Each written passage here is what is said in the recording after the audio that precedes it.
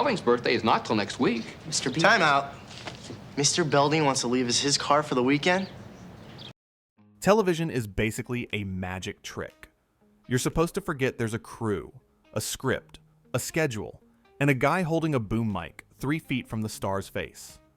The best shows make that illusion feel airtight. Like these people really live in that apartment. Like that diner really exists. Like nobody ever resets the living room between takes. And then, every once in a while, a show decides to ruin the magic on purpose. A character stares straight down the lens like they've been watching you watch them. Someone pauses time just to gossip with the audience. A sitcom casually exposes the studio lights like it's pulling back a curtain at a stage show. It's equal parts hilarious and unsettling because for a split second, you're not just watching TV. TV is watching you back. Fourth wall breaks can be quick little winks. But the weirdest ones feel like the show is rewriting the rules mid-scene. Sometimes it's a clever storytelling shortcut. Sometimes it's the writers flexing. And sometimes it's a full-on, we're on television, and we don't care who knows it meltdown that somehow works. So let's count down 8 times TV shows broke the fourth wall in the weirdest ways. Moments where the characters stopped pretending, the illusion cracked, and your living room suddenly became part of the set. And fair warning, once you notice how smoothly some of these shows did it, you'll start wondering why more series didn't try it. Probably because it's hard to pull off. Or because it's legally risky to make your audience feel personally responsible for the plot. Alright, let's break some walls. 8. The Monkees. The show that didn't even pretend to be real. If most sitcoms are like, please believe this is a real family in a real house, The Monkees was like, we are a TV show. We are aggressively a TV show. Also, would you like a musical number? The whole vibe is a constant wink. Characters react like they're aware they're being filmed. Scenes feel like sketches. And the editing is so playful, it's basically part of the joke. The show doesn't treat the camera like an invisible observer. It treats it like an accomplice. Like the lens is in the band, and it's in on the gag. That's what makes it such a weird fourth wall breaker. It's not just a character looking into the camera for a punchline. It's the entire format acting like the rules of television are optional. And for the era, that was bold. This wasn't an age where every comedy had a self-aware narrator and a meta episode. This was a time when most shows wanted to look polished and proper, and the Monkees showed up like a Sugar Rush cartoon wearing a sitcom's clothes. It's also one of those shows where the fourth wall break isn't a big dramatic moment. It's the default setting. You don't wait for the weird part. You're already in it. The show's basically saying, relax. We're all watching TV together. Let's just have fun.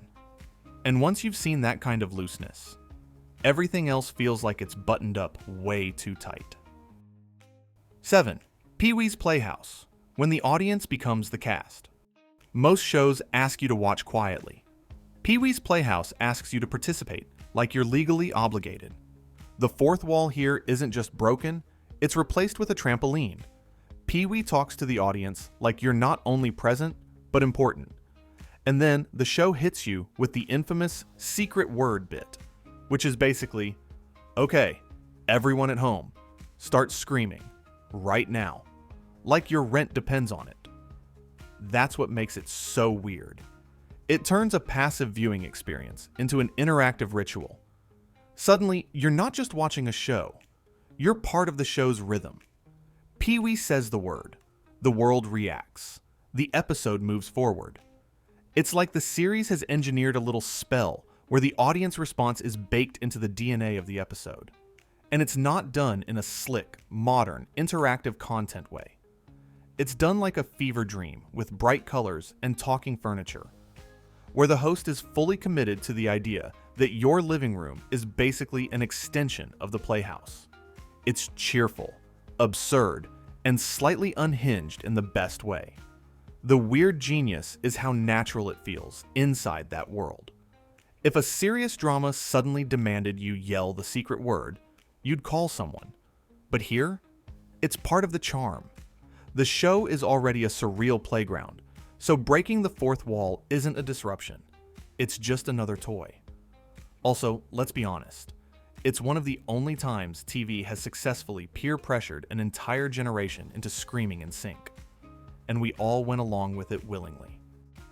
Number 6. Clarissa Explains It All, the original. Talk to camera like it's your best friend. Before social media made talking to camera a lifestyle, Clarissa Explains It All was already doing it, with the confidence of someone who knows you're listening. Clarissa doesn't just narrate, she confides. She pauses the story to give you the real version of events, the version that adults wouldn't understand and her parents definitely shouldn't hear. It's like you're her secret co-pilot.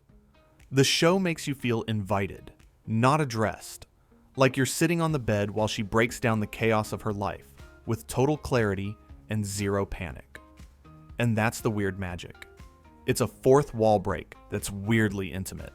Most fourth wall moments are quick jokes, little gotcha glances. Clarissa's are ongoing.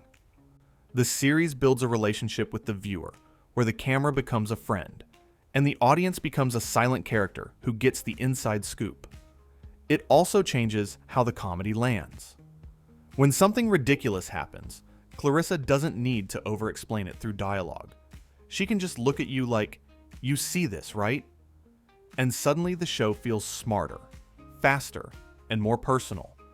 Like it's sharing a private commentary track while the sitcom plays. What's especially strange is how normal it feels. She talks to you so casually that you stop thinking about the fact that a teenager is explaining her life to a lens. It's basically the blueprint for half the internet, except she's doing it with early 90s style and a level of composure most adults don't have. And once the show trains you to accept the camera as a confidant, the fourth wall isn't a wall anymore. It's a door. Clarissa just leaves it open. 5. Saved by the Bell. Zach Morris and the Power to Pause reality. Zach Morris didn't just break the fourth wall. He treated it like a cheat code. You know the move. Time out. The world freezes. People stop mid-motion like they're mannequins. And Zach turns to the camera to explain his plan, roast the situation, or casually confess what kind of scheme he's about to pull. Then, snap. Time resumes like nothing happened. That's not just a fourth wall break. That's a supernatural ability, disguised as a sitcom device. Because think about what the show is implying. Zach isn't simply narrating after the fact. He's stepping outside the flow of time, while everyone else is trapped inside it. He can pause reality whenever he wants, and nobody questions it. Nobody ever goes, "Hey Zach, why do I keep blacking out mid-sentence?" The show treats it as normal, which makes it even weirder. It also gives Zach a kind of power over the audience. He brings you into his confidence the way Clarissa does, but with a twist. He's not just telling you what's happening. He's controlling it. He's the only one who gets to speak from outside the scene. He's the quarterback of the show, literally calling plays while everyone else stands frozen on the field. And it's not always subtle. Sometimes it's used for pure comedy. Sometimes it's used to gloss over logic. But the weirdest part is how it makes the viewer complicit. Zach tells you the plan, you know what's coming. And then, you watch it unfold like you're in on the scam. The show basically turns the audience into Zach's silent partner. Most sitcoms break the wall for a wink. Zach breaks it like he owns the building. 4. Moonlighting. When a show calls out the network, like it's a character. If fourth wall breaks are usually a playful peek behind the curtain, Moonlighting sometimes kicked the curtain down and started arguing with the stage manager. This show didn't just acknowledge the audience. It acknowledged the entire machine. The writing loved to reference the fact that this was television. Scripts, story structure, production hiccups, and the kind of behind-the-scenes chaos most shows would rather bury in a locked vault. It was meta before meta became a buzzword. Sometimes the jokes weren't even about the plot. They were about the existence of the show. And that's why it's so weird. It treats the TV industry itself like part of the setting. Like the characters aren't just solving cases or flirting dramatically.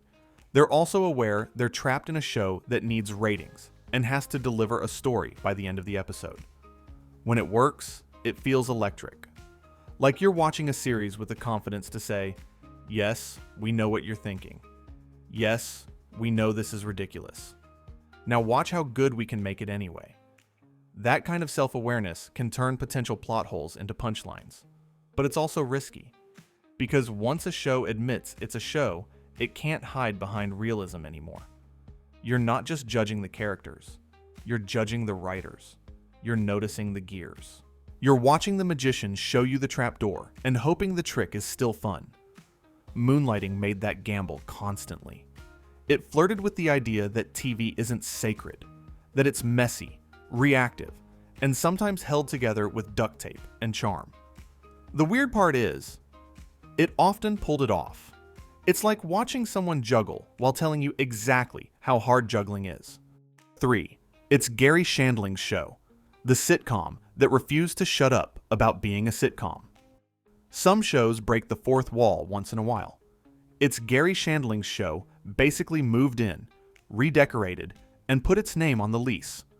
The whole premise is self-awareness. Garry talks to the audience, comments on what's happening as it happens, and treats the structure of a sitcom like something you can poke, tease, and openly question. It's not a show pretending to be real life. It's a show constantly reminding you that you're watching a show and daring you to still care. That's what makes it so weird. It turns the rules into content. The theme song even feels like it's in on the joke. The typical sitcom rhythm, setup, conflict, resolution, becomes something Garry can point at and say, "See, here comes the part where this should happen." It's like watching a character do stand-up comedy inside their own episode. And strangely, it doesn't kill the humor. It is the humor. The audience becomes part of the game. You're not just laughing at a situation. You're laughing at the way television manufactures situations. The show makes the medium visible.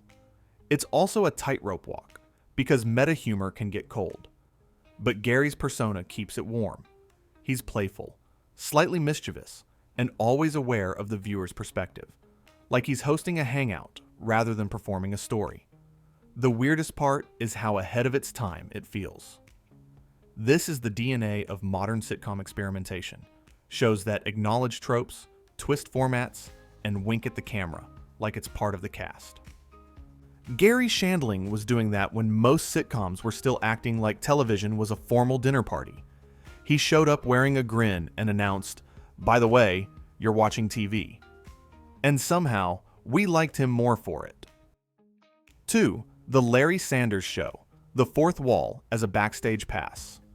The genius of the Larry Sanders Show is that it doesn't just break the fourth wall. It makes you feel like you've snuck into a place you're not supposed to be.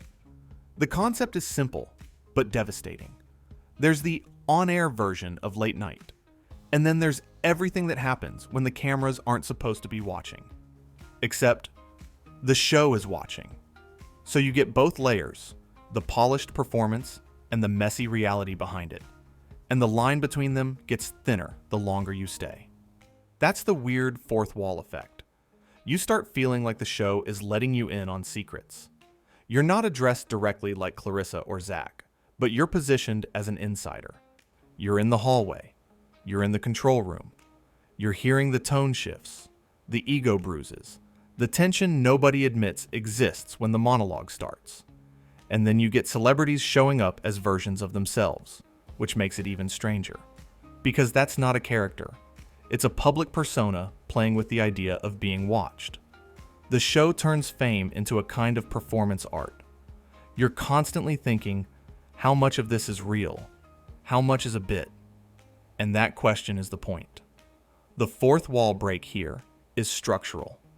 The real world of late night TV is the set, and the show is saying, "You think you know how this works? Come closer." It's not just comedy. It's a microscope.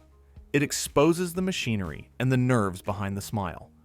By the time you're deep into it, you don't feel like you're watching a sitcom. You feel like you're eavesdropping on an industry. And that's a very weird place for a comedy to take you. while still making you laugh. 1. The Fresh Prince of Bel-Air. The moment the set literally shows itself. Some fourth wall breaks are subtle. The Fresh Prince of Bel-Air delivered one that was basically a neon sign flashing, "This is a soundstage." The moment is legendary because it's so clean and so unexpected. Will turns to the camera, drops a line that acknowledges the show's reality, and then, boom, the camera reveals the studio lights overhead. It's not a metaphor. It's not a wink. It's the literal ceiling of television. That's why it's the weirdest kind of fourth wall break. It's physical. It changes the space. For a second, the bank's world stops being a home and becomes what it always was, a set. It collapses the illusion instantly, and the audience feels the snap like a rubber band. And the wild thing is how casual it feels. The show doesn't make a big speech about artifice. It doesn't stop the episode for a meta monologue.